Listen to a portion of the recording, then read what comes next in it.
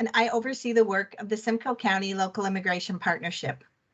I would like to start today by acknowledging that the County of Simcoe Administration Center is situated on the traditional land of the Anishinaabe people.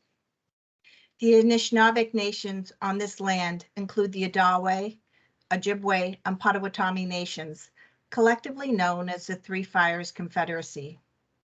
Today, 2 nations and band councils are present on the lands designated in Ontario as Simcoe County, the Chippewas of Rama First Nation and Beausoleil First Nation. These lands are covered by the pre-Confederate Southern Ontario Treaties of 1764 to 1862, including the Penetanguishene Treaty No. 5 and the Lake Simcoe Treaty No. 16, and the post-Confederate Williams Treaties of 1923. The county is also home to the Métis peoples, many of whom descend from the historic Georgian Bay Métis community based in the town of Penetanguishene and the townships of Tiny and Tay. Simcoe County is covered by Region 7 of the Métis Nation of Ontario. The Simcoe County Local Immigration Partnership is dedicated to honoring Indigenous history and culture and committed to addressing the Truth and Reconciliation calls for action. In consultation with local First Nations, Métis, and Inuit organizations, the Simcoe County LIP is committed to working with partners who work with newcomers to Canada to share the impact colonization has had and continues to have on Indigenous peoples. Learning will highlight the richness of their cultures, languages, wise teachings, and ways of being that have shaped this land since time began. Land acknowledgements provide us with an opportunity to offer recognition and respect to the original inhabitants of the land. We acknowledge the historical and complex impacts of Canada's history, economies, ecologies, livelihoods, well-being, and governance structures on Indigenous peoples. We want to acknowledge and thank the Anishinaabe people for sharing their ancestral territory with us. Miigwech. As part of today's panel, we will have an opportunity to learn more about the experience and impact of Indigenous racism in Simcoe County.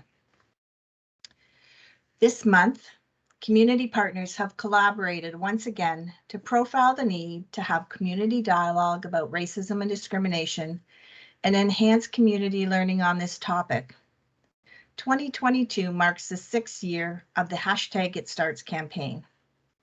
Community champions organize this year's activities taking place on social media and in public spaces.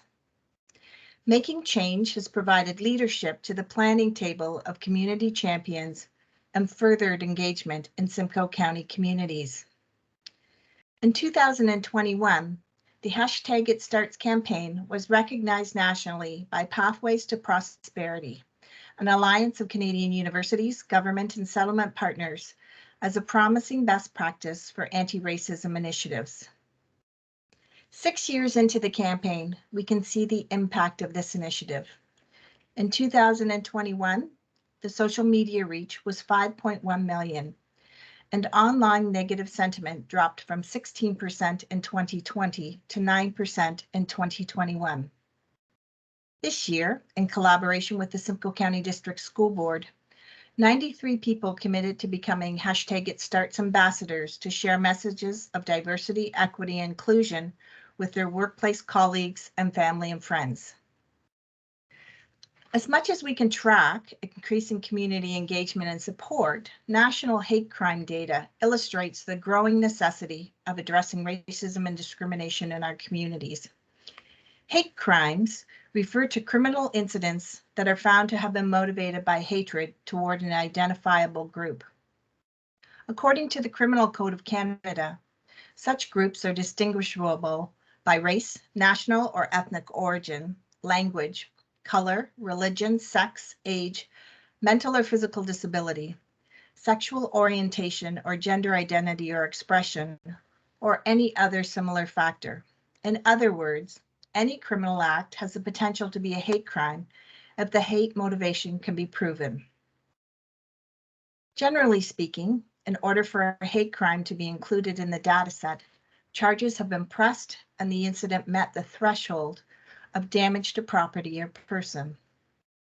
We are sharing hate crime data to illustrate the patterns that have been observed in the past 5 years. After an exceptional spike in 2017, rates dropped slightly and have continued to grow to the largest numbers on record. Locally, the national trend is mirrored for the CMA of Barrie. Hate crimes represent the most heinous of racist attacks. Racism is much broader than hate crimes and the primary focus of the hashtag It Starts campaign. Community champions from the It Starts campaign have worked together to highlight the International Day for the Elimination of Racial Discrimination. I am pleased to introduce our two moderators for today's discussion, Irfan Sachdeva and Sandra Jepson. Irfan Sachdeva arrived in Simcoe County from India 3 years ago as an international student. Since then, he has worked tirelessly to support his peers in the Simcoe County community. Irfan co-founded the Enactus Student Club at Georgian College, designed to address social isolation. The club created the Say My Name campaign to encourage community members to learn correct name pronunciation. In addition, the club developed Georgian 101, an orientation guidebook for new students. Irfan has also initiated a new program for international students experiencing isolation during the pandemic. Sandra Jepson is a professor in media, film, and communications at Lakehead University Arroyo campus. As co-founder of Media Action Research Group from 2013 to 2019 and Lakehead University Research Chair in Transformative Media and Social Media Movements from 2016 to 2018, they have researched with grassroots and community groups on intersectional anti-racism practices in alternative media production and social movement organizing. A book long in the works came out last year, Transformative Media, Intersectional Technopolitics from Indie Media to hashtag Black Lives Matter. I will turn this discussion over to Sandra and Irfan. Thank you.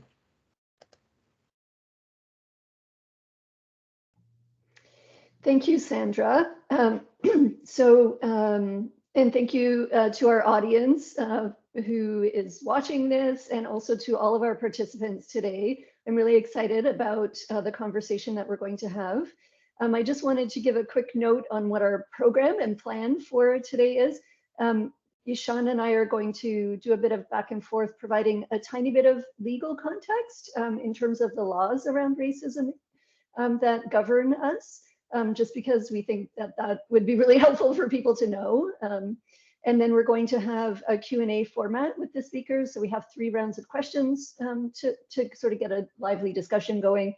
And then we'll wrap up with some closing remarks from Simcoe County. So I wanted to just start by saying a little bit about the International Day for the Elimination of Racial Discrimination. The day commemorates the Sharpeville massacre that took place in South Africa in the segregated Black township of Sharpeville on March 21st, 1960, when they were living under apartheid. Apartheid was a system that divided people into racial categories, and it seriously limited the rights of Black and other racialized groups, despite the fact that, for example, Black people comprised 80% of the population at that time. And so on March 21st, 1960, 7,000 citizens gathered to peacefully protest against the racist pass laws, which really controlled their movement and restricted where they could live and where they could work. The police opened fire on the crowd with submachine guns, resulting in 69 deaths and more than 180 wounded, including more than 50 women and children. So this was a massive tragedy. And today we honor the strength of these protesters, and we grieve the loss of life as part, and that's, you know, the basis of the International Day for the Elimination of Racial Discrimination. Thank you so much for sharing that, Sandra. And you know what? Let's just dive into what the provincial and national lens look like on this. So 62 years later, here in Canada, you know, we are still addressing, you know, issues of racism. You know, we are working to build an inclusive, diverse, equitable communities where justice and unity is part of the fabrics, you know, of our society.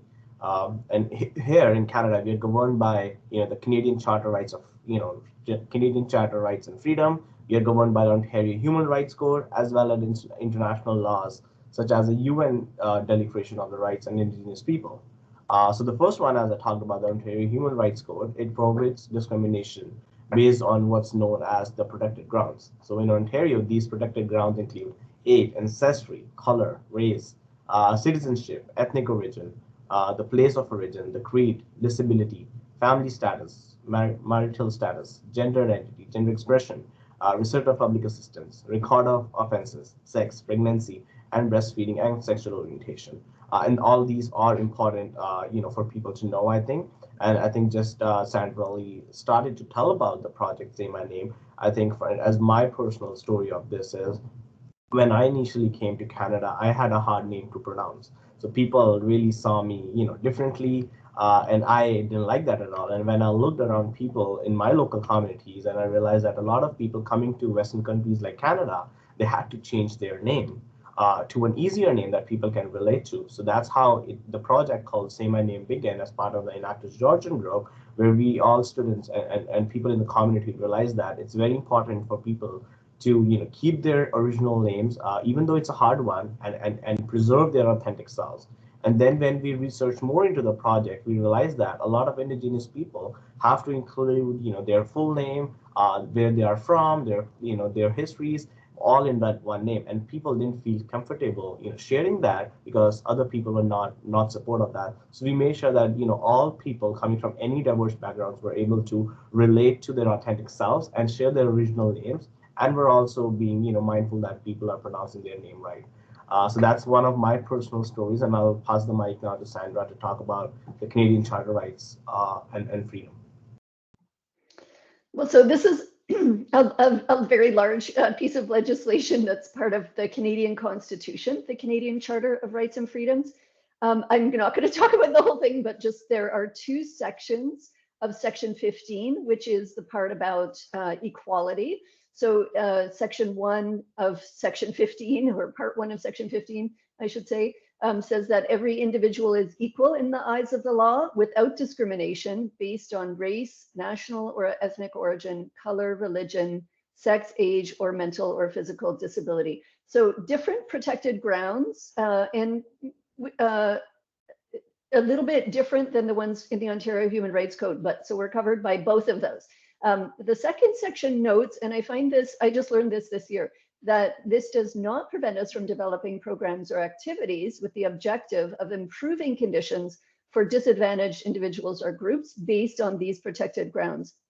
So in other words, affirmative action programs are allowed, and these programs are not considered discrimination against advantaged groups, which sometimes people think they are. And when we say certain groups are advantaged, I think that this is a really complicated topic. So I'm going to say a little bit more about that. What do we mean? So when we talk about white privilege, people are talking, I think, a lot about white privilege in the media and in conversations. What does it mean? So white privilege first does not mean that all white people are wealthy. That's not how I grew up anyway. Nor does it mean that all white people are racist or bad. Of course, some are, but it's not a paintbrush for everyone. White privilege means, and this is the most simple and straightforward definition that I've heard, that white people do not experience racism. And there's some benefit to that, obviously. The systems and authorities in society tend to support white people, so to support us. I just have to say, I'm white. I think people might know that from looking at me, but I'm just disclosing it. So I'll give an example from my own experience. Growing up, I was one of the poorer kids in the neighborhood. And though I'm white, I didn't feel privileged. So I felt oppressed by social class, to put it in more academic terms. But when I acted out in school, the police were not called. Teachers expected me to get good grades and to go to university. And when I applied for jobs, I usually got hired. When I looked for an apartment, landlords would rent to me. So these are examples of white privilege. I did not face racism in school, in employment, in housing. Whereas Black, Indigenous, and people of color, and I've heard this term BIPOC, I don't know if our speakers will use it, But they do face racism in these areas, even though we have laws against it. So the laws may protect us, but the cultural and social change takes longer and is deeper and harder work. So today, one thing we do to address racism is we have some kinds of affirmative action programs, like hiring people from equity deserving groups to try to level the playing field, because it's currently not a level playing field. And those programs to level the playing field are not considered discrimination in the legal system. But we can also bring anti-racism into everyday interactions. We don't have to wait for legal processes. We can interact with people by dropping our assumptions and being open to get to know people. And I think it's really important to know that race is kind of a made up thing, that we call it a social construct. It's been socially constructed, it's made up by people.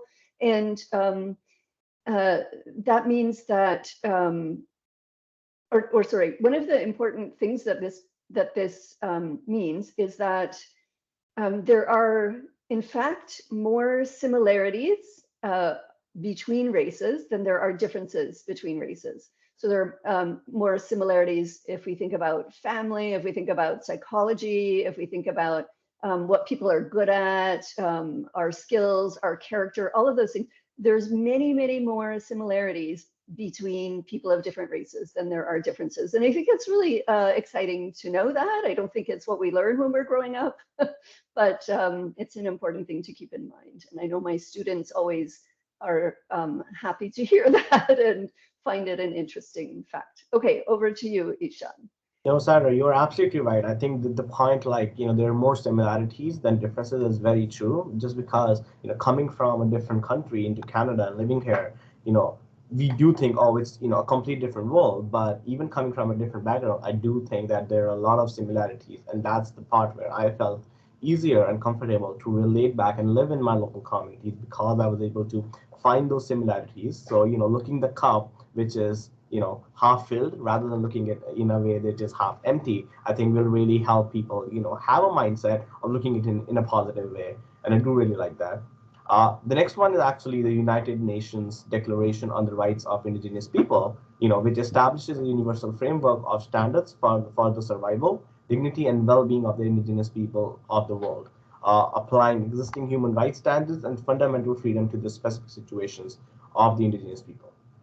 Despite having this provincial, national, and international equality, human rights, and legal framework, racism and discrimination still persist, as we all know. Increasingly, we are aware of what is called, systematic racism. This means that it is not a case of, one individual being racist, but rather the way organizations are structured and people are preyed as racism built into them. This includes some important organizations such as education, religion, policing, universities, and so on.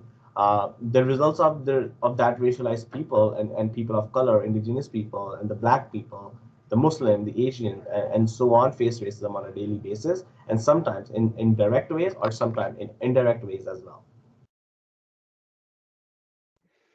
Thanks, Ishan. Yeah, it's true that sometimes the indirect racism is the hardest to see for people who aren't the ones experiencing it, if that makes sense. So we just wanted to share some examples of racism in the contemporary context, because a lot of times when we think about racism, we think, oh, that's in the past, that's something that happened before, but actually it continues to happen.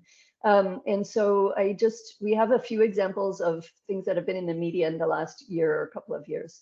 So I'll start with anti-Indigenous racism. We may have heard about the case of Joyce Echequan, who's an Indigenous woman who was in the hospital in Quebec, and she overheard nurses making racial comments about her while neglecting her care. And she managed to take out her phone and live stream this on Facebook. And then, but she wasn't being given adequate medical treatment. She had a treatable issue, and she passed away as a result of that racist treatment in the hospital. And of course, we also have heard a lot in the media about the inquiry and the epidemic of missing and murdered Indigenous women, girls, and trans people. And we know about the overrepresentation of Indigenous peoples in jail, including increasingly Indigenous women. And we also know that there have been incidents of racialized police violence against Indigenous men. I'm not sharing too many stories here because out of respect for people, for Indigenous people, I feel like they're not my stories to tell in some ways. Yeah, so I'll pass it over to Ishan. 100%, Sandra. Thank you. I'm going to talk a little bit about anti-Black racism here. So, with the rise of white supremacy and white nationalist movements, we also see the rise of anti-Black racism. So the Black Canadians experiencing mental health issues remain vulnerable if calling on police for support. And the Black and Indigenous people both continue to be racially profited, and shot by police or die in the police custody, which is unfortunate. Over to you, Sandra. The third one we want to talk about and that we'll be talking about today is Islamophobia. And we know that Muslim people continue to be targeted by racism in our communities. For example, in the spring of 2021, a Pakistani Canadian family in London, Ontario, who were just out for an evening stroll together, were targeted and run down by a car and killed, and they were targeted because of Islamophobia so that was a hate crime. Yeah, and the last one I wanted to talk about is the anti-Asian racism, and there have been reported acts of racism in Canada against Asian Canadians in the context of COVID-19, as many people blame the pandemic on China.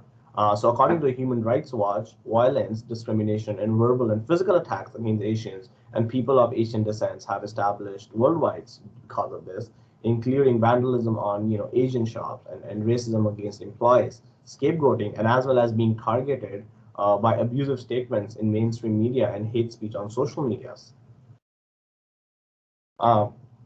But today, we are honored to hear from our several residents in Simcoe County about their experiences and what is happening in their communities as a local lens. So they'll be sharing experiences of racism, of the and their community resilience. They will be offering suggestions to our viewers in terms of how we can get involved and be part of the solution. So we're just going to introduce our speakers, and we'll introduce all of them, and then we'll get into the questions. So we have with us today Angela Knowlton, who is Anishinaabe from the Red Rock Indian Band on Lake Helen. The Northern Superior community resides approximately 45 minutes south of Thunder Bay, Ontario. Ms. Knowlton was born and raised in Midland, Ontario, in Simcoe County, where she currently resides.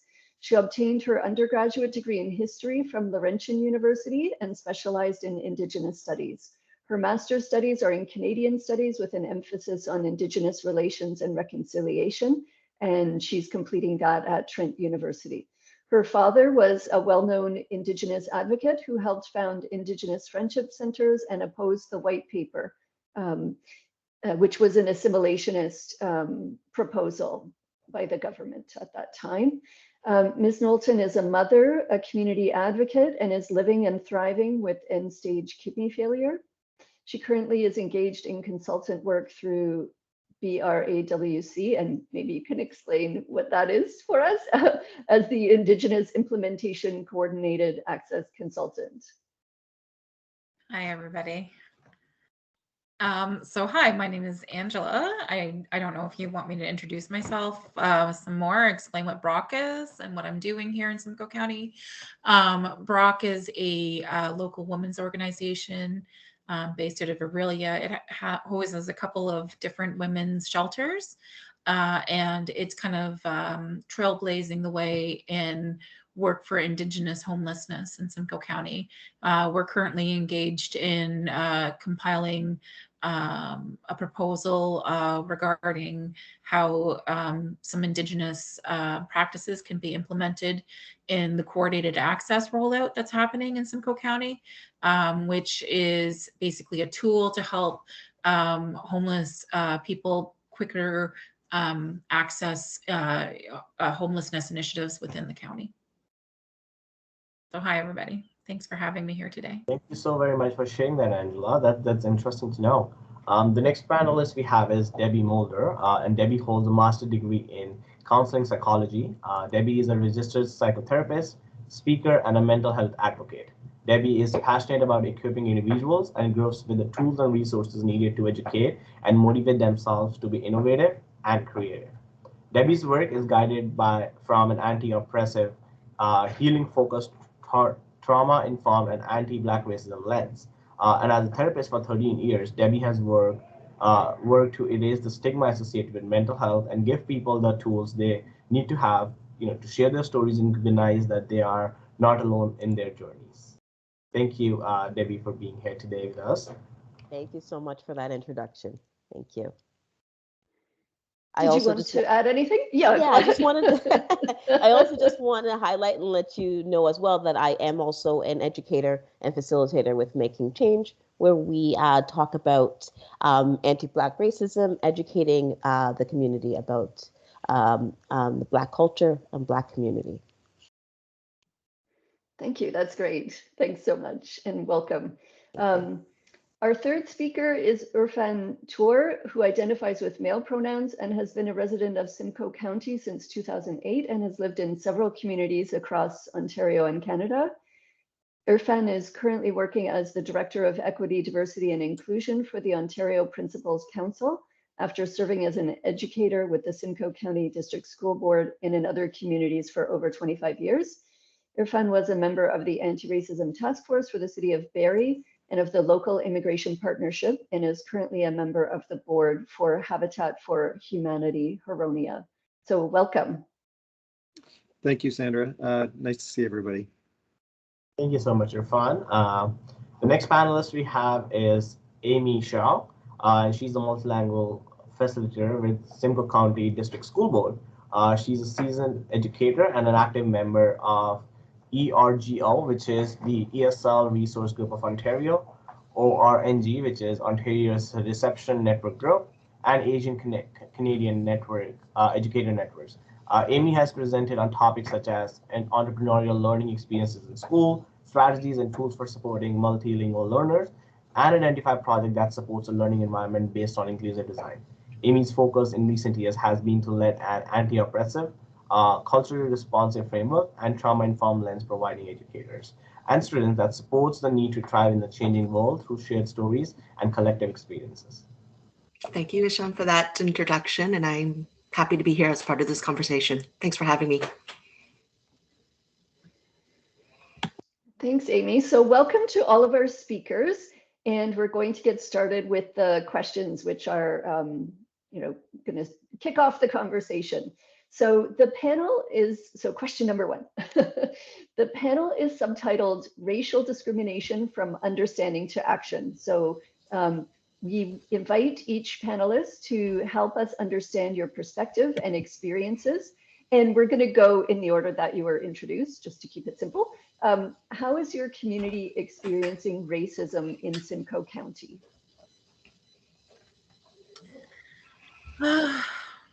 I think that's it's a interesting question, and it's a hard question to answer in a lot of ways from an Indigenous perspective. I feel like the Indigenous community in Simcoe County is quite large as far as a municipal population of Indigenous people goes. We are very lucky to have two very large First Nations in our county. There is also nearby Georgian Island, which is considered to be part of York region, but is very, very accessible and related through family ties to our local First Nations. But on top of that, we also have a huge Métis population in this area, as well as a very significant urban Indigenous population that includes people from Inuit communities and First Nations all across both Canada, the United States, and even some South American Indigenous people. So it is such a diverse area. I think that we are really fortunate to have this kind of diversity in our Indigenous community. And as a result of having extreme diversity, we have faced racism in a lot of different ways. It's not just racism targeted in a very targeted sense of as in it's community-based local racism, but it's also in a grander scale as well, because we have so many different people from such various backgrounds. There is a lot of sentiment right now that's kind of grounded in misunderstanding about the privileges that Indigenous people are afforded within Canada.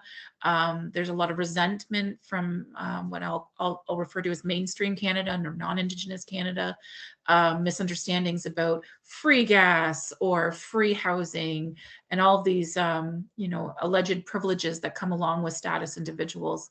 Whereas there are many people that are not status, and there's not a lot of understanding around the issue of status, Indian status in Canada. And there's misunderstandings about what it is to be an Indigenous Canadian, what it is to live in our Indigenous reality, and exactly the differences therein and how colonialism has impacted it. So we're in this really unique area where I would say that the greater majority of Canada still reflects on indigeneity in Canada as this kind of the myth of the dead Indian. So people think of feathers and beads and people living in teepees still. They don't think of the relevance of our contemporary Indigenous reality. And that leads to misunderstandings. That leads to antiquated ways of thought. There's still a lot of racialized thought. I've worked for years in the justice system and seen firsthand how often my people are incarcerated in comparison to mainstream individuals. There are certain forward momentum on that, such as Gladio principles, which I'm sure we can get into later. But there's still so much that goes on. And with every case, such as the Colton Bushy case, where in that case, there was an Indigenous young man in Western Canada who was shot and killed on a ranch, I believe, outside of one of the larger communities. It was not deemed a hate crime. I would greatly disagree. And his murderer has not been really legally prosecuted as a result. Where my home community is located in Northern Ontario, what I would deem hate crime are almost common everyday occurrences. Youth are turning up dead left, right, and center. The Thunder Bay Police Department is well known to be incredibly racist. We're lucky that kind of visible discrimination doesn't necessarily occur in Simcoe County, but this summer, for example, there was a young man that I believe was a non-status First Nations boy, and he was seen to be being bullied on camera, and it became kind of like a viral thing by BPS services. So that's an example of some of the things that do happen still within our county, and I myself have had personal firsthand experiences. Thank you for sharing that so very much, because I really want to appreciate for you kind of mentioning these important topics, because I think it relates to people not even being educated on these terms, and that's the reason having these panel discussions is so important. And I still remember I was working at Georgian Mall in Barrie at my, I think, second job, and I was just in Canada for like 2 years, and I had someone come in with the Indigenous status, the Indian status, and they offered me a card for a discount, and I had, as an international student, no idea, working in the community, what does that even mean? And the next person working with me also had no idea, so I had to call my supervisor, ask them, what do I do? And it all relates back to the same topic, the education of people living in our local communities. And I had to go back to home, research what it means, what are these terms mean for, and research on my own level. And even still now, being 3.5 years in Canada, nobody has given me the education forefront proactively on all of these terms. So this is a real living example of that, Angela, as well, in these terms. Absolutely. Okay, Debbie, you're up next. All right, thank you. I wish that we didn't have to have these kinds of conversations. unfortunately we do, but I'm glad that we're having them. And I got to say that I moved up to Simcoe County about 10 years ago from Toronto, very diverse city. And I moved up to just outside of Barrie and Innisfil, and not really quite sure what I was to expect. And it's a lot. It is absolutely a lot. I know at the beginning, Sandra just talked about the hate crimes and the numbers of the hate crimes. And as you guys know, this report actually came out last week from Stats Canada. And hate crimes are up at 669,000 that were reported in 2020. That's the ones that were reported. Some of them have not been reported, so you can imagine what that number is. The hate crimes against Black people have been up 92% in 2020, 92%. And that's huge. And I know in other races and other racialized people, it's higher as well.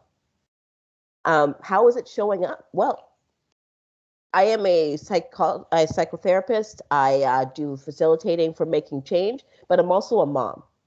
And so where I see it showing up is in our schools, with our children, who use vulgar terms, who use racial slurs freely. And there have been a number of occasions in schools, right here in Simcoe County, where we had a mom who went to the school board and said, these kids are harassing my daughter. They're calling her racial slurs. They're telling her to kill herself. They have pictures of nooses and they give it to her. Like, this is happening in schools in Simcoe County. Another family had to report and say, our daughter is being targeted by a group of white boys in her class, calling her racial slurs, freely saying the N-word, as if it's just a regular word that we say. And she had recorded them. She had went to her teacher, her principal, the vice principal. Not enough was being done. And this is when it got into the news, that the family was just extremely upset that this was happening and nothing was being done about it. This is showing up in our schools. These are our children that are exposed to this. I'm a mother of Black children, and this is what I'm seeing. This is what they are experiencing as Black children. Even out in our community, the founder of Uplift Black was actually targeted. She was doing a presentation for International Women's Day.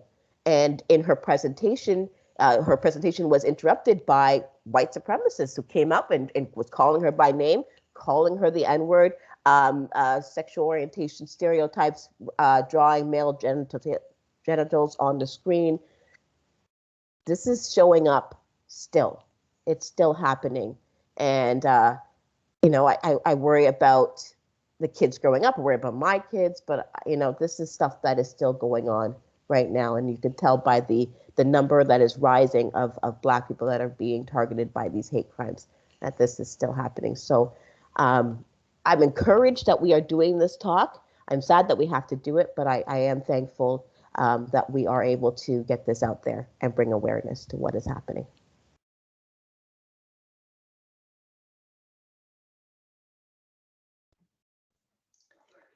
Thanks, Debbie. Those are some examples that I was also familiar with, the school bullying, which really has no place in the schools and should be taken much more seriously by school administrators and the school system. Okay, so Irfan, you're up next. Okay, thanks. So just building on some of the things that other people have talked about, I think it's important to bring out the idea of why do groups have to share their stories, right? Because the stories can be traumatizing, re-traumatizing for people. We're talking about deaths, right? When you think about the fact that in Canada, 5 years ago, somebody decided to go into a mosque and shoot people, right? We have a family that was run down that was already mentioned before. Last week in Mississauga, a mosque was attacked by somebody with an axe, right? So these stories, communities shouldn't have to prove that they are facing racism, right? It's been ongoing for hundreds of years, And so I think that's an important thing to bring out first. So what I'm going to talk about is not so much the stories of what is happening, but some of the patterns. So I think with Islamophobia, it starts off with the name. Why is it a fear, right? Why do people fear Islam? So when we talk about the word phobia, it's about fear. And so, Islam is there's almost 2 billion practitioners around the world. So it's the second largest religion in the world, and it's the fastest growing religion in the world. And yet somehow we have a fear attached to it. And so that fear comes up from a place of lack of awareness. And the fear also comes from a place of the perpetuation of stereotypes. So by the general community not knowing much about Islam, and then being exposed to extreme views, plus the reinforcement of stereotypes in the media, it perpetuates this idea of fear, right? And so I think that's an important part for us to realize. So what that results in, though, is it results in the same things that other people are talking about, right? Whether it's name calling towards children, whether it's the misunderstandings that people have about different communities. And I know I'm speaking to Islamophobia, but at the same time, because of people's lack of knowledge and lack of awareness, other groups of South Asians get pulled into it, right? So whether somebody is a Sikh or somebody is a Hindu or somebody is a Christian who happens to have skin that is attached to stereotypically to Islam, they experience the same racial kind of harassment, right? So I think it's that narrow view, that lack of awareness, which results in the outright harm, the overt actions that we're talking about. But the other side of it too is the subtle things that happen to people. So whether it is about how you are received in a place of business, right, going into a store and what somebody might say or not say to you. But it also, I think, an important thing for people in Simcoe County to reflect on is how have they, especially think of business owners and hiring managers, how have they responded to somebody who's come in? Like, asked, if you are an owner of a business, have you ever interviewed somebody who was wearing a hijab? Let's start with that, right? Have you ever interviewed somebody who has a name that sounds like a Muslim name or sounds like something that's, a little harder to pronounce, like Ashan was talking about, or that it's not Canadian enough for you, right? So those attitudes, those assumptions, the lack of engagement, they all go to reinforcing these patterns of harm that have existed for, like I said, hundreds of years. Thank you. Thanks, Irfan. And I think you draw a really important distinction here between like Islamophobia and racism in some ways, because Islamophobia is about religion or oppression based on religion. And then I think it's really important to tease out different ways in which that works differently than racism, although of course they're intertwined and it is kind of hard to pull them apart sometimes. And I really like your point about that, like, it shouldn't be necessary to share stories, that puts an onus on people experiencing oppression to sort of talk about it more. And yeah, I think that's a really interesting point as well. Okay, Amy, I think you're up next. Thanks. Having said that, now I'm gonna just Let's keep talking about it. Thank you, Irfan, for mentioning that. I appreciate that, because asking marginalized communities to continuing to relive their traumas is quite difficult, and I appreciate that you brought attention to that. But I'm thinking as vaccine and mask mandates are starting to begin to lift, there's this bittersweet piece for people that look like me. As we're trying to collectively move forward from the pandemic, the uncertainties of this past few years have created a lot of cultural fear and amplified xenophobic tensions and violence towards people who look like me. Nishan mentioned earlier, a lot of that anti-Asian rhetoric, racial slurs, microaggressions, destroyed businesses, assaults, and even murders have risen at an alarming rate towards Asian communities around the world. We've been the scapegoat that was mentioned earlier too, as soon as there was something to point a finger at, gaslit and name called by world leaders as the cause of this pandemic. So I would say in recent years, a lot of that attention has turned towards the Asian community. And like Orfan mentioned earlier, the Islamic community is large, so is the East Asian communities. It's Asian is a umbrella term for a large group of many different cultures from many different countries and ethnicities, actually. This has been most greatly felt, I think, by our most vulnerable among our youth and our elderly. It concerns me because I too have experienced racist acts firsthand throughout my childhood, right into my career, made fun of for the shapes of our eyes, the smell of our lunch, and even the surprised looks you get when they realize how well I can speak English, right? I face these moments by kind of minimizing the situation, staying quiet about it, and carrying on as if nothing happened, which further perpetuates that model minority myth piece that, well, look, if they can do it, then so can all the rest of our racialized groups, right? If they can make it, if they can do well at school, if they can, take it and create pathways for themselves and kind of get themselves out of it, well, so can you. And that piece has been something that our community also struggles with. But I can tell you this, that the way I've handled this kind of trauma and the feelings that it's led to as an adult is guilt and shame because I never stood up for myself or for others when I saw it happening. And then you fast forward to present day and you see history repeating itself again for our children and for our elders, except now they're also being blamed for the virus, the fall of the economy. Someone's lost job is somehow directly the result of our ethnicity. These racist acts are growing at a much greater magnitude due to social media amplifying it and giving platforms for these shared experiences. Our children too are trying to minimize the effects and try to ignore it. And somehow it no longer feels like that's an appropriate response anymore. I once read this quote that resonated with me, that the ultimate form of oppression is accepting harm to oneself.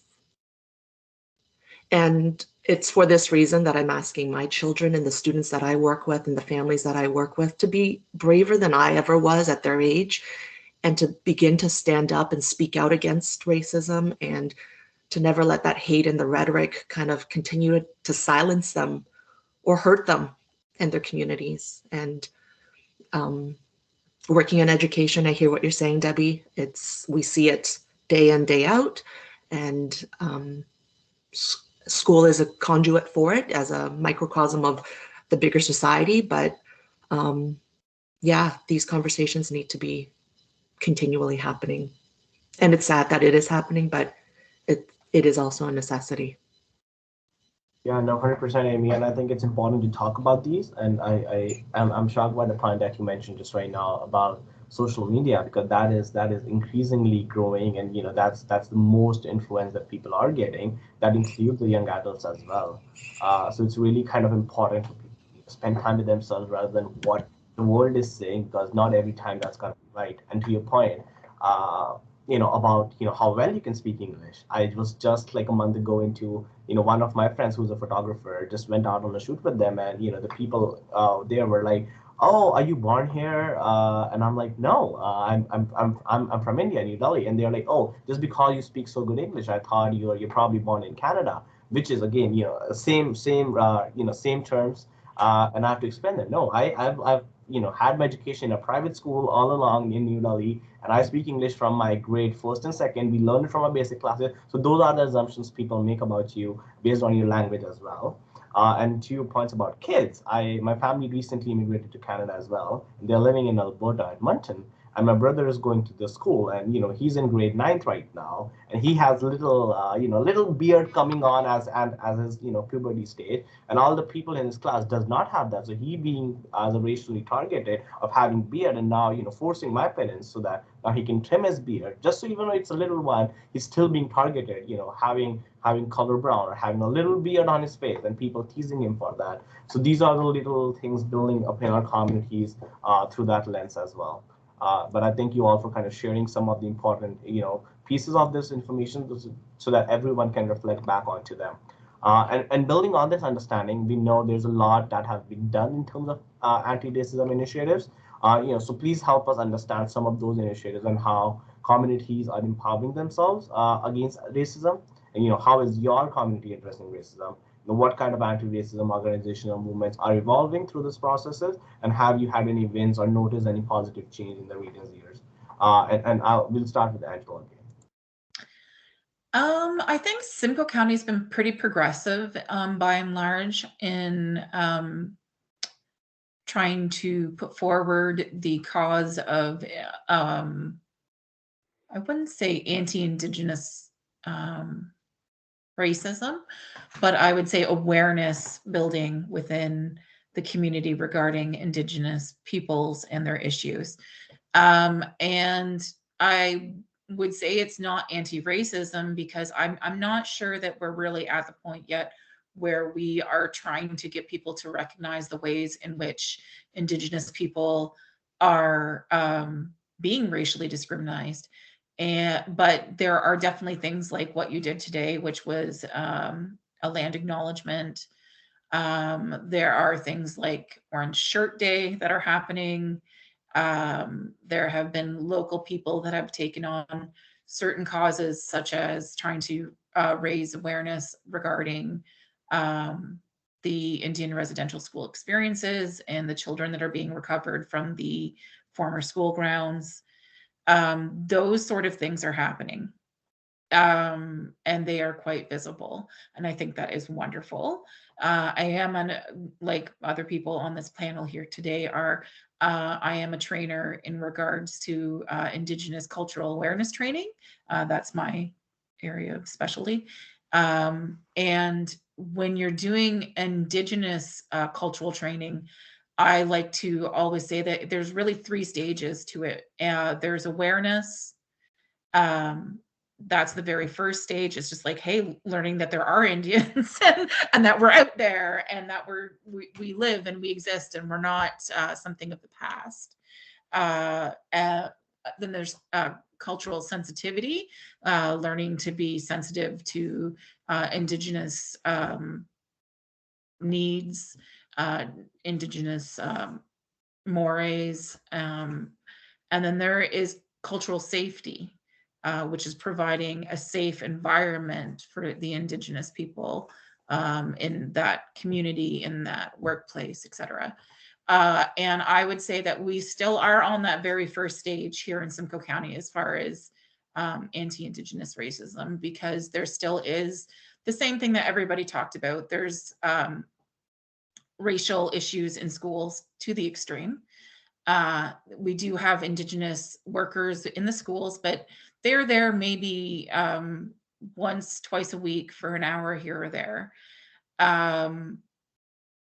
There's still, I mean, it's very common to still hear in the workplace anti-Indigenous words like let's have a powwow, the lowest man on the totem pole, circle the wagons. That's very overt racism, and it happens not just daily, but multiple times daily. I've been called a squaw multiple times at local businesses by local business people. I've had shopkeepers follow me around and all that kind of jazz. And those kind of things are not necessarily that kind of minutia as far as racial confrontations haven't really been addressed on the Indigenous front here in Simcoe County necessarily. I think we're still working on just getting people to realize that we're here, that there's a modern Indigenous people here in the area that need solutions, that need their realities addressed. And I think that is where we see the movement, like I said, through things like the city of Barrie has been very forward by doing things like having visible celebrations for National Aboriginal Day or Natural Indigenous Persons Day. Simcoe County, by and large, has been welcoming of its Indigenous history. I just think that it needs to start working on its Indigenous reality a little bit. Thank you. So much for sharing that, Angela. And these are some of the good things that people I think should know about as well. And just to share a little perspective from my lens to that is, uh, how we kind of multi-purpose the use of the Say My Name project in the virtual capacity was we were using the virtual backgrounds to, showcase our name pronunciation, so that when we are going in meetings, people can use that. And we were doing it all across, my organization, which is Georgian College. And what we made sure, during the reconciliation month is that we inputted, the Every Child Matter kind of background, kind of logos in our backgrounds, that when people were going in their meetings, as everyone was virtual, they're supporting these important causes, even in the virtual environment, and people can talk about those and make sure that people feel comfortable about these issues as a proactive movement. And I'm also one of the chairs in the Student EDI committee at Georgian College, which recently started off a month ago. And 2 weeks ago, we did our first session with student leaders at the Berry campus and other campuses of Georgian on 94 calls to action. And it was the first time for me as a leader myself, organizing but learning about these important topics. So I think the conversations are proactively starting early at these stages in our communities right now. And thank you for sharing that. We'll move If on. I can just add, Yes. sorry, so I know at Lakehead, we also have the President's Council on Truth and Reconciliation. When you mentioned the calls to action, we've been working on that, and we've put together, Cynthia Wesley Esquima is the leader of that council, and we've put together some online training modules that I believe are available to the public on history, but also contemporary realities. And I myself, so thinking about what people can do who want to learn more, I try to attend ceremonies to learn, and I try to go to events where elders are doing some teaching so that I can learn more and educate myself on Indigenous cultural traditions. And I find it extremely interesting. And I think that there's been a kind of divide between Indigenous people and non-Indigenous, or what you call mainstream Canada. And I think breaking down that divide in positive ways is really important. So building relationships with people. I've also worked on with Aurelia Native Women's Group on a storytelling research project with women there. And it was such a pleasure and an honor to get to know people. And we were able to have them present at Research and Innovation Week, and they did an opening ceremony that was very beautiful. And we made ribbon skirts, and they spoke about their experience in the storytelling project. And I think slowly but surely, the university at least is trying to do some things. I don't know if we always get it right. I know there've been some controversies around Lakehead as well, but I won't go into those at the moment. And people might be familiar with them. So anyway, I think we're on to Debbie next. All right. Thank you. Yes. Yeah. I would agree with Angela when we say that Simcoe County is progressive. In 2020, when George Floyd was killed, that is when people started to really realize and say, wow, racism is happening. This is actually going on. This is stuff that has been going on. And people were finally woken up to what was going on in our world, in our society, right down our block, in our neighborhoods. This stuff is happening, and people were becoming more aware of that. So it's unfortunate that a tragedy like that had to really wake people up, but that's the reality of where we are. And people have woken up and realized, well, wait a second, how am I contributing to racism? How am I contributing to systemic racism in my community? So we have organizations who are really kind of upping their diversity and inclusion game and really getting that training out there for their staff. I will have to say that, more organizations are doing it. Some need to step up a little bit more and not just make a check mark on February and saying that, oh, for Black History Month, we had somebody come in and talk about Black history. It takes more than that. There's the next steps. And they need to continue on with this learning. It doesn't just stop there. And that's something that at Making Change we really emphasize and say, this doesn't end, your journey doesn't end. There's more to be done. So there's organizations that are coming up and really shining light onto the Black community, like Making Change and raising that awareness. We also have Uplift Black in Simcoe County. It's an agency to kind of uplift the Black community, knowing that these things are happening, things are going on. How can we help support our Black community? How can we also educate our community about what's happening with the Black people and how they can help and support? When I talked about schools, we also have Parents Against Racism in Simcoe County, which unfortunately had to be created because of what was happening in our schools. But these are parents of Black children, Black biracial children who really want to see change. So they have come together to talk about what is happening and really put pressure on the school board to make these changes. Another win, I would say, is that we have a graduation coach for Black students in the Simcoe County District School Board, which is fantastic, because I don't know if you guys know the stats of Black children graduating, particularly in Ontario, but 42% of Black students have been suspended at least once in high school, right? And versus 18% of white students. This is happening, and our Black students are not getting what they need to be able to graduate. There's things that are happening that are preventing them from graduating. So our win is getting this Black coach to come in and help support. Your dog agrees, Sarah. To help support our Black students. So that is definitely a win. So we are seeing wins all over the place, especially, all the municipalities in Simcoe County have now proclaimed February as Black History Month, which is fantastic. It took work, but it's happening. So there's little wins, but I will always say there needs to be more. I will always say we need to continue on with the journey. And diversity is here. Diversity is happening. People are moving up from the city or coming from different countries to Simcoe County. It's here. So let's work on the inclusivity. 100%. Thank you, Debbie, so much for sharing that. And I am so glad, because I recently got involved in a few sessions that Uplift Black and the Making Change we're doing as part of the community session. And I attended them myself, and I was so happy to see the information that we are being provided at these early stages in life as young adults.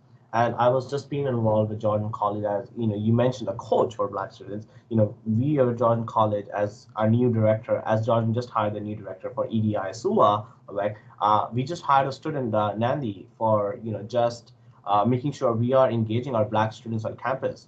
There's a lot that happened in the last 2 years since COVID, and the engagement, and as you mentioned, the graduating students from high school. That's the same level, and probably worse stats than Black students graduating from colleges and universities. So it's really important that we have those engagement points. We are kind of uplifting them and making sure they feel supported as part of these processes. And I'm really glad organizations like yourself are creating that change.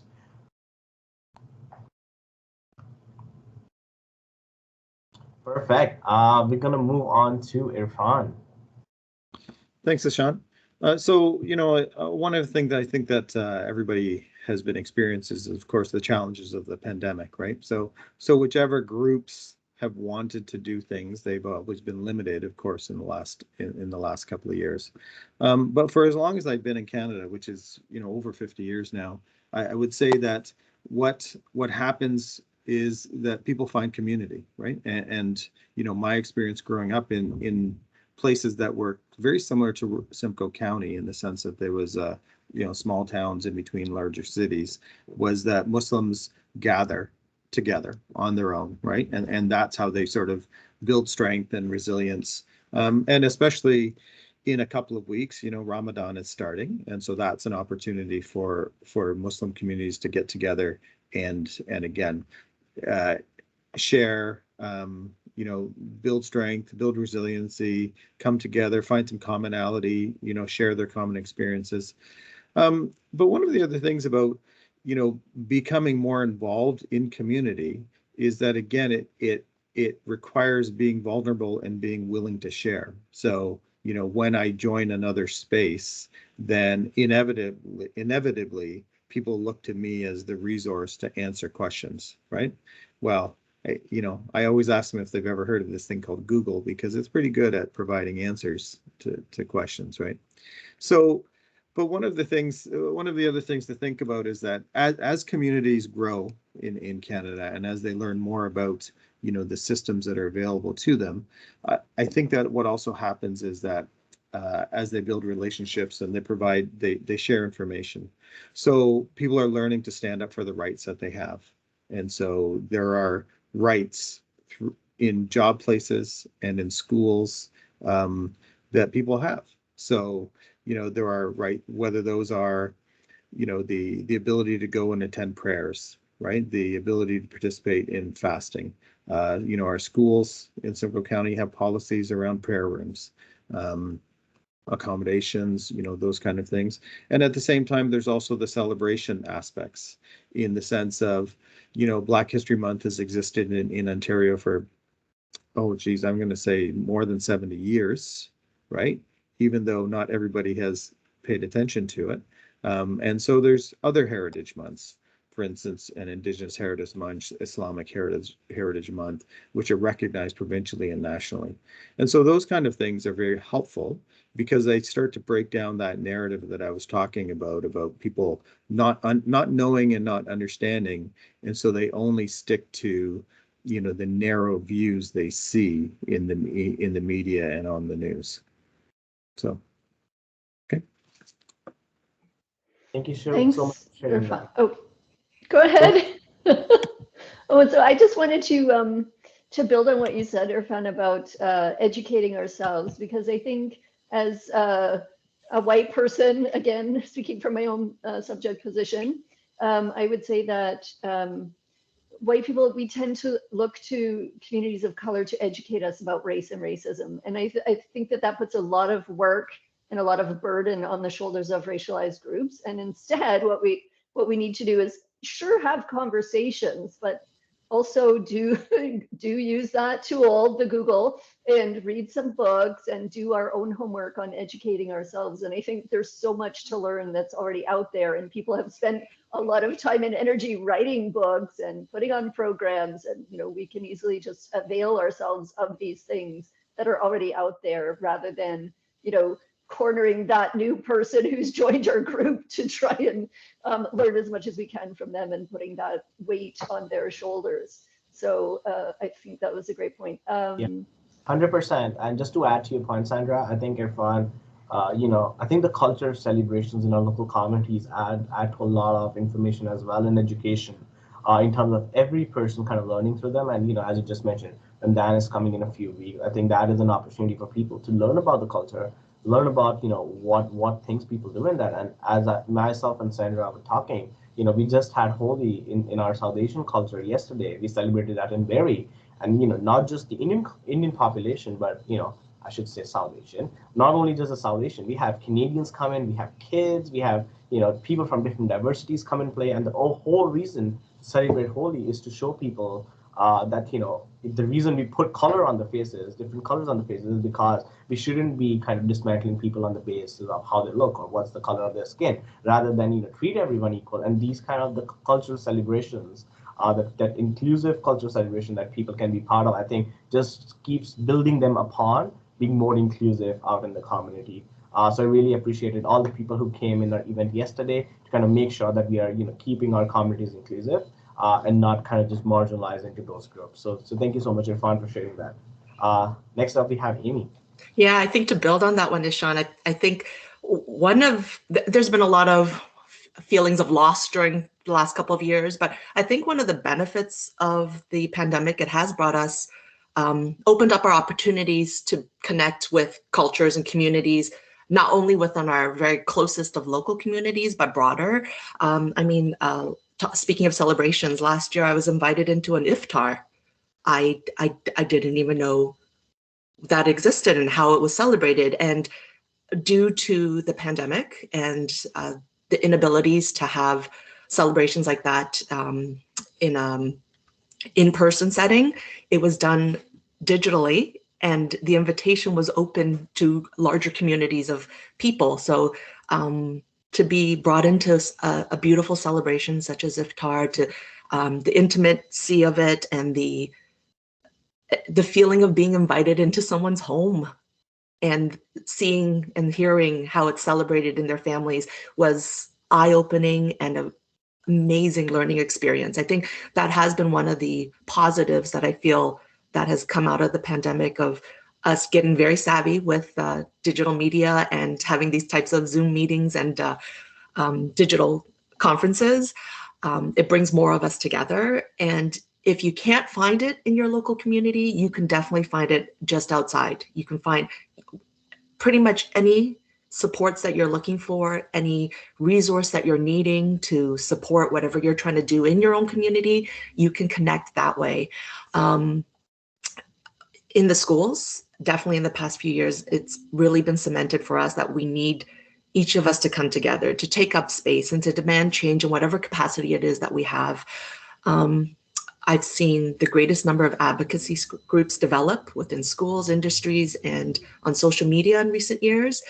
Debbie, you mentioned quite a few of the ones that we work with at Simcoe County, but connecting us, I think that is the important piece.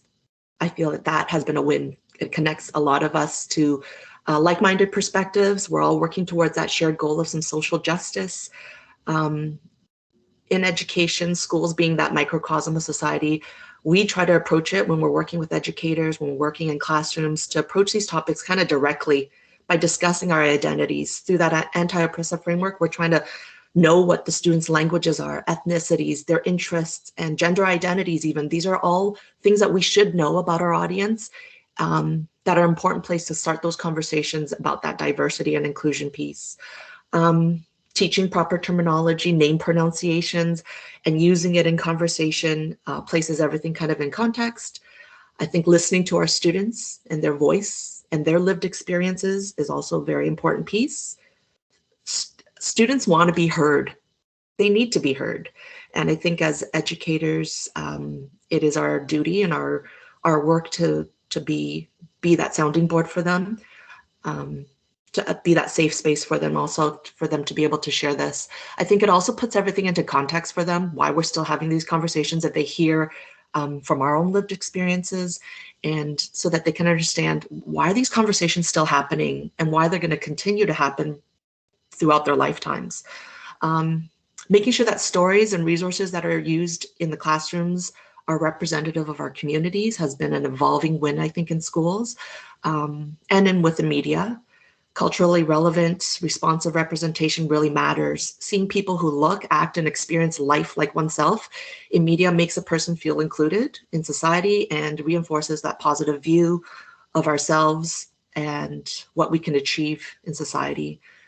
I believe continuing to see representation in leadership and mentorship of our racialized communities and groups is still an important next step for Simcoe County. And if I can just build on that too, Amy, like seeing racially representative individuals at the front of the classroom is also super important. I know universities across Canada are doing increasingly block hires, where, because if you have that one racialized professor, they can be very alienated and isolated and experience a lot of racism. But if you hire, say, 4, or like a block, then they have more of a stronger voice, and it helps build the curriculum. It helps, it spreads out the work of being that person at the front of the classroom for racialized students to identify with, and so on. So I think universities are starting to do that. I don't know if schools are doing similar types of initiatives, but that's been a big change in the university system over the last 5 years, I would say. I also have noticed, and this is a question I have for Ishan as well, but I've noticed in my teaching, when I do teach, because I integrate anti-racism into all of my courses, I teach media, so there's lots to say about it. especially when it comes to social media. But I have noticed a shift since Black Lives Matter really rose up, that a lot of white students are really in favor of Black Lives Matter and make a point of speaking out. And it's like they're very proud to declare themselves anti-racist. And that's not been the case in the past. When I was younger, when I was a teaching assistant 20 years ago, white students would walk out of the classroom, literally walk out of the lecture hall when we started talking about critical whiteness studies or anti-racism or any kind of racial representation. And so 20 years later, now the white people are the students are joining the conversation. I wouldn't say leading it, but joining that, and they're very assertive about it. And I was wondering, Ishan, if what you want to say. And I think this contradicts what I'm also hearing about what's going on in schools. So I feel like I don't really know can both of these be true? I don't know. So Ishan, what's your experience there as a student? No, I think that's a good point, Sandra, with just a generational kind of things what have happened. And I'll just share a personal story with that. It just came to my head. So when I come from New Delhi, India, and I live with my parents and my grandmother, and just kind of in between our family as well. Like my grandmother, being the most elder one, she had a complete different lifestyle as she was growing up, and her ideas would probably never match with what my parents were supposed to do, and my parents' ideas won't really match to what I wanted to do in just these generational gap as well. So I do think that the young people are being more proactively involved in conversations around these things as compared to the other older generations. Like they're being more proactively, they will stand up and I should say step up into these conversations. And as part of the trainings, I've learned that how beneficial is it that what's the probability of if someone was say fallen on a corridor, how many people in the past would have stopped and checked upon them, and how many people now would have stopped and checked. So I think younger people are no more now stepping up into these processes and conversations as they start to flow. And I do see that generational gap, if I have to talk about between my grandmother and myself, and it's a complete different outlook into those perspectives. So I do think the younger adults are now being more proactively stepping up into conversations compared to some older generations who would resist to change. As I know, my grandmother is still from the generation where girls were not allowed to work, and you can't go out, and that kind of relates back to my parents when they were like formal adults. So like if my parents had to go out, my grandmother would question them, like, why are you going out so late? And they're like, we are in our 40s, like we don't want to be questioned. And when we have like this big kids, right? Like my parents now don't question me, why are you going out at night? Like I think that generational gap has been also proactively kind of learning a lot of things out from the community in terms of equality and stepping up and things like that. So I hope that answers your point, Sandra. Yeah, I think it does. I think things do change between generations, but it's not a perfect process, obviously. And there's, as Debbie put it, much more work to be done constantly. So we're going to move on to our last question, which is, we want to move from understanding to action, knowing that as has come out, that building an understanding of racism and anti-racism is a long process, and we can't really wait until our understanding is perfect before we take action. So help us out here again, doing that awkward thing of putting the onus on you to help us out. How can viewers get involved and be part of the solution? And do you have any tips or resources that you want to share for those of us who want to take action? And we'll start with you again, Angela. Thank you. Thank you. I just want to kind of like build on what I believe Amy mentioned about visibility being really important for each one of our communities.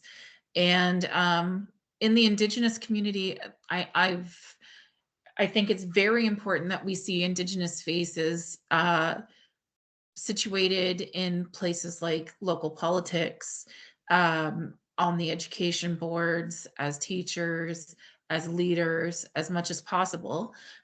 We have traditionally seen a real dearth of Indigenous faces being transparent in those kind of roles and those positions of authority.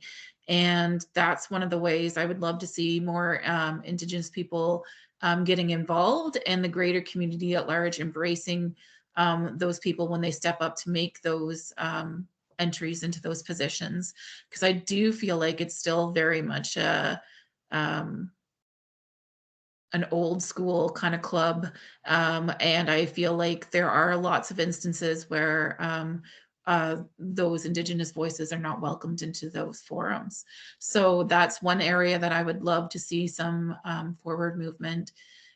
There's all kinds of resources, and I think everybody here has mentioned participation in cross-cultural activities. From an Indigenous perspective, there are powwows that are held often in the area and different kinds of cultural events. And we often make sure that when we publicize our events, we say that they're open to everyone. And that literally means they are open to everyone, not just members of our community. But we love it when we have our allies, not just our white allies, but our Black allies, our Asian allies, our Muslim allies. One of the biggest supporters we had when I was working at the Barrie Native Friendship Center for our Hunger to Hope program were our friends at one of the local Muslim mosques, and they were so generous with us, and it turned into a really kind of beautiful mutual relationship of cross-cultural learning and kind of like cross-cultural hangouts. Those kind of things have been kind of like moments of spark in my life where I've had that opportunity to really share those kinds of experiences. And those are historically some of the best experiences that our culture has had. There's been a mutual allyship between Black and Indigenous people for hundreds of years in Canada and Ontario and Simcoe County. And I think that we find real strength in each other. And I hope that we continue to make those kind of connections through things like not just ceremony, because not everybody's comfortable in the realm of ceremony, but in modern opportunities of support. So there's modern politics at play. We have film, we have comedy, we have all kinds of things that we can connect on. And right now a great opportunity is reaching out through the arts and participating that way. So there's all kinds of resources in the area for those that are looking to get involved. I've mentioned Brock, the women's organization that I work with. They're doing great works right now, making sure Indigenous voices are heard in the homeless front, working with Simcoe County and the coordinated access. There are people working in the justice system right now through the Barrie Friendship Center, the Midland Friendship Center, the different women's organizations across Simcoe County, both in Orillia and Midland, host all kinds of events as well. So I would just say, when you hear of an Indigenous event, and if you have questions, no one is ever going to yell at you for asking. Reach out to the organization or the people that are hosting it. I would bet my life on the fact that they would love to hear from you and love to have your voice and attendance. I know I've organized powwows, round dances, all kinds of cultural events in my time. And my greatest joy is seeing somebody who has had questions or might be shy about Indigenous culture come out and learn and experience it firsthand and make that very first step. I think those moments are utter joy for me as an Indigenous person. And I really encourage people just to go out there. And if you're curious, sate your curiosity, make this your summer of a kind of discovery and reaching out and putting yourself out there. And there's going to be all kinds of stuff that's happening. June 21st is National Indigenous Persons Day, and there's sure to be all kinds of events happening. So just kind of like put your moccasins on and go out there and find something to do. That's my recommendation. Thank you.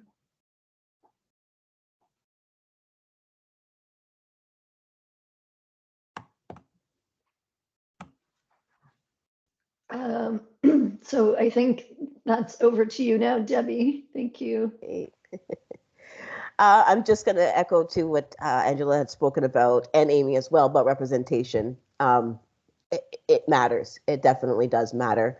Like I said, when I moved up here from Toronto, I wanted to work where I lived, and I became a supervisor with a big children's mental health agency in Barrie.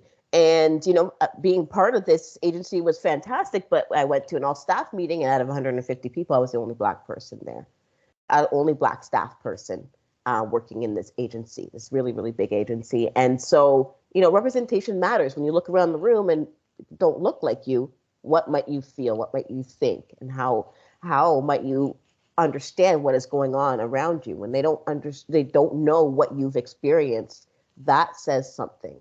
So representation matters. So if it means, hiring people or voting for people, to be school trustees from different diversities and different backgrounds, that's what we need to do, because we need to see representation. We need to see diversity. If that is what's important, let's do it.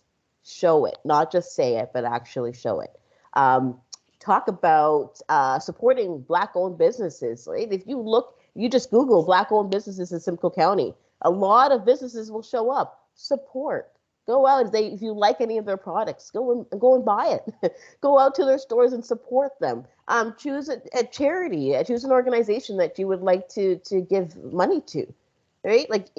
We have that opportunity. And we talk about white privilege. It's right. It's not about having money, but it's the fact that the color of your skin has not added any suffering to your life. And I want people to really understand the privilege that you might have. The other thing too is to really, really educate yourself. There's going to be some unlearning, and then there's going to be some learning, right? You might have realized that you have been doing things, you've been saying things, you've been acting a certain way that was not okay. That might have been seen as racist. Maybe you didn't realize it, maybe you did, but really look inside and look deep within you and do that unlearning and then learn. Educate yourself, watch documentaries. There are documentaries, there's videos, there's movies, there's books. Do all of that. And like you guys have mentioned previously, it's not up to the racialized person to teach you. Go and do that teaching yourself. So those are some of the things that I'd ask everybody to really do. And also, I talked about these organizations, these Black-owned organizations, but I'll let you know that the people on the boards of these organizations, they're not all Black. They're not all Black. They're allies. They're allies. They're people that have chosen to stand up and say something against racism and really show that they want to support. So we have white, we have Asian, we have everybody part of these organizations, and that's how you show up. So that would be my encouragement to everybody watching today. There's so many things that can be done.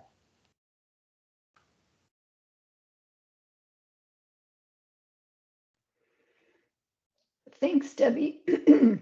And so Irfan, you're up next. Okay, thanks. So, connected to some of the other things that have been talked about, and we've talked about this idea of taking some responsibility for your own learning, right? And, one of the things that I often talk about is the fact that we have to recognize how we are our own barriers at times, right? There is nothing preventing us from learning more about any cultural group, any religious group, to learn more about the history of harm that's existed, the legislated policies that existed, right?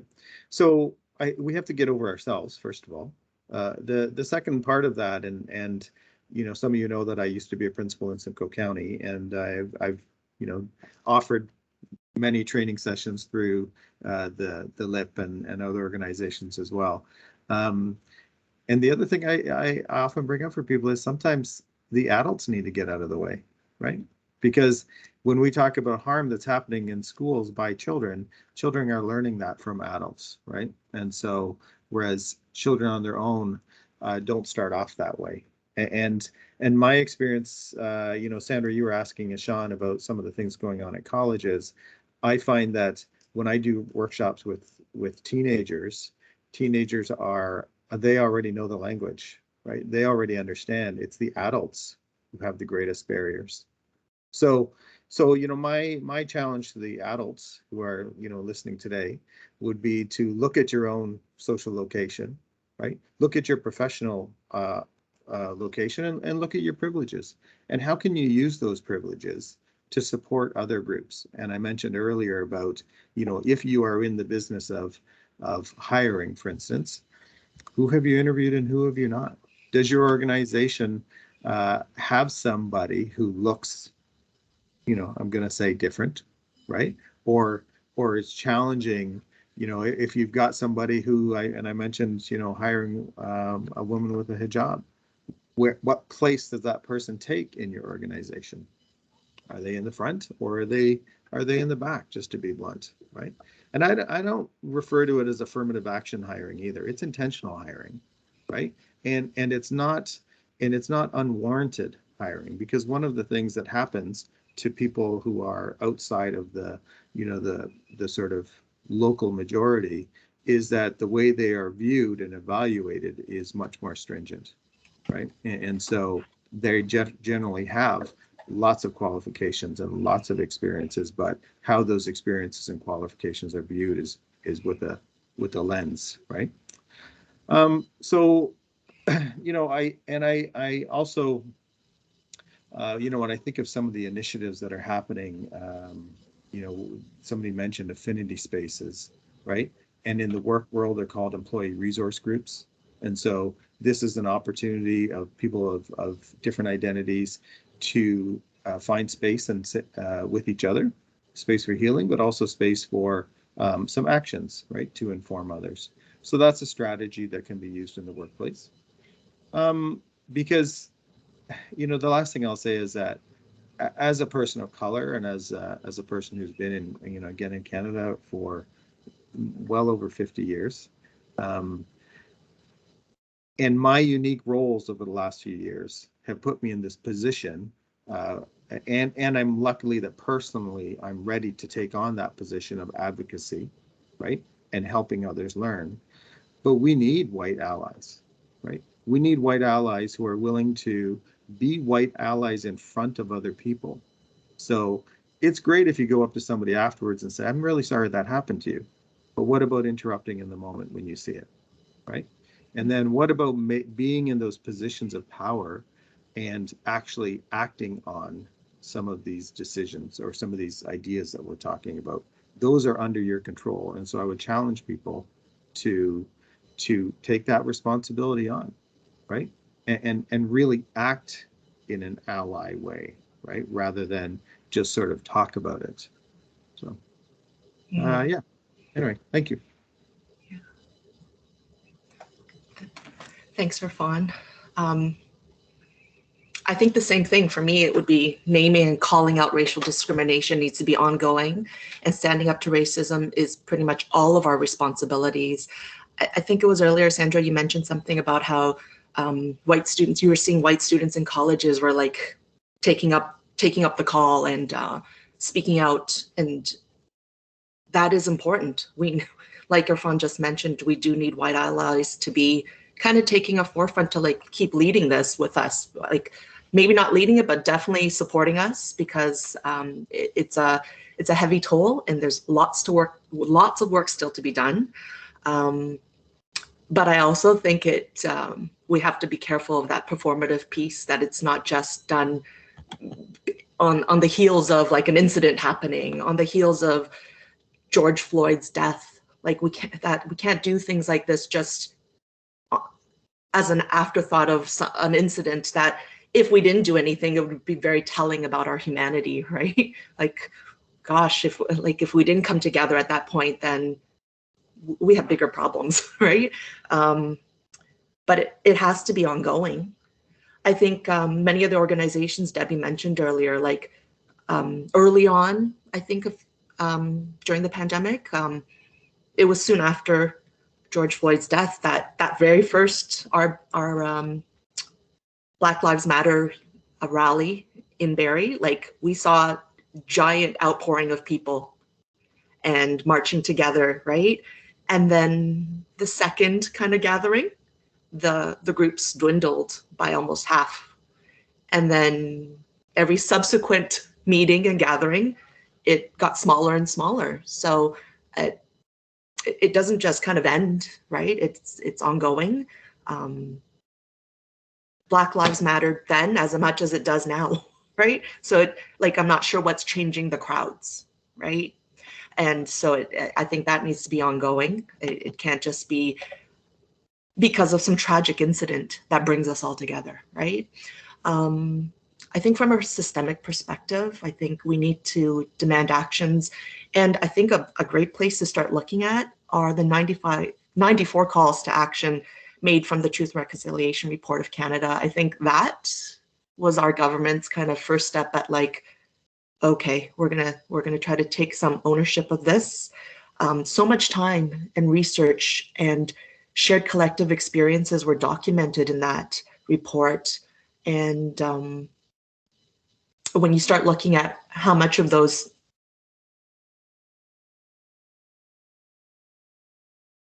a very small percentage, right? And I think if we can start to look at how we can ensure that some of those calls of actions are, and a land acknowledgement is one, and we're seeing that in schools, but there's 93 more calls that are still on there. And I think that could be a good starting point for organizations to make sure that they are finding ways of how they can incorporate that into their spaces. Because once that kind of is underway, then we can start to look at dismantling some of the other areas, right? And looking at how to advocate for and work towards national strategies and immediate actions that can support anti-Black racism, Islamophobia, and anti-Asian hate rhetoric. We can work towards that.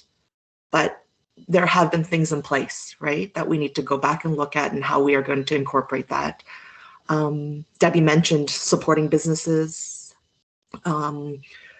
purchasing from authors, artists, right? The hiring practices, a lot of us have talked about. But from my own personal perspective, I think I look back and I can no longer stay quiet. I can no longer ignore it.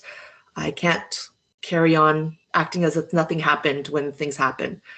And I hope that our allies, they'll speak up, not only in public, but also at their own dinner tables, in private. I hope they'll speak up for us too. And I hope that they'll keep showing up, right? And not only showing up when tragedy hits, right? If you haven't already been doing the work, and there is still so much work to do, much of the panel has mentioned, there are more than enough books out there, podcasts, courses that you can take to educate yourselves. And you can ask, right? You can ask for support, and there will always be someone there to direct you to.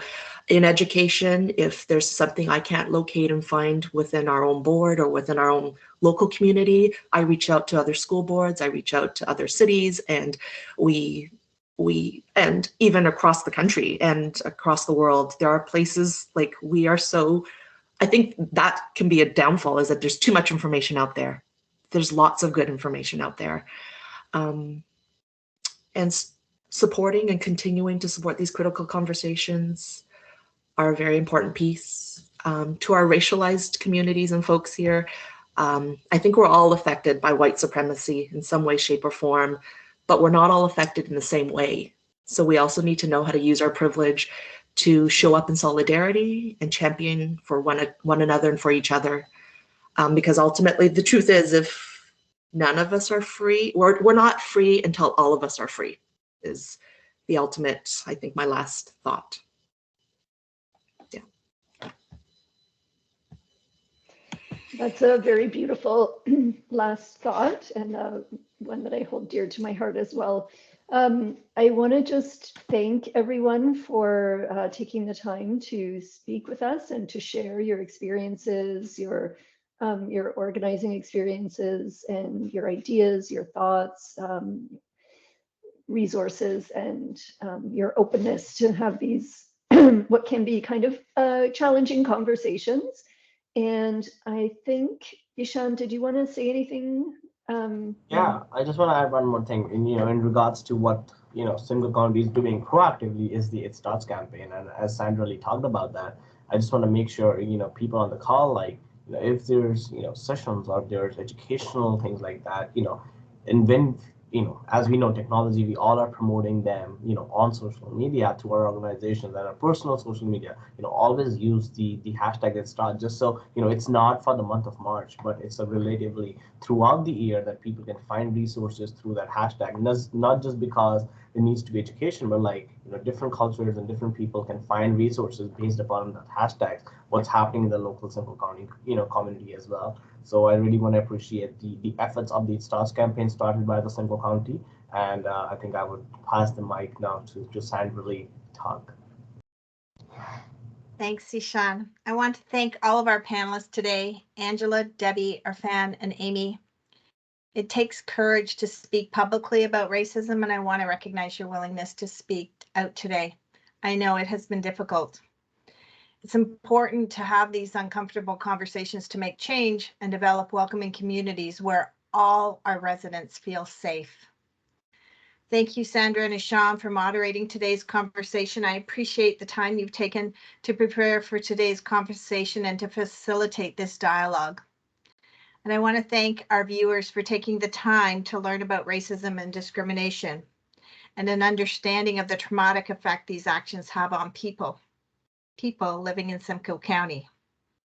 There are opportunities for ongoing learning through the Simcoe County Diversity Hub, with an online platform for people to connect 24 hours a day, 7 days a week. And if you're interested in that, you can find more information out by emailing sklip@simcoe.ca.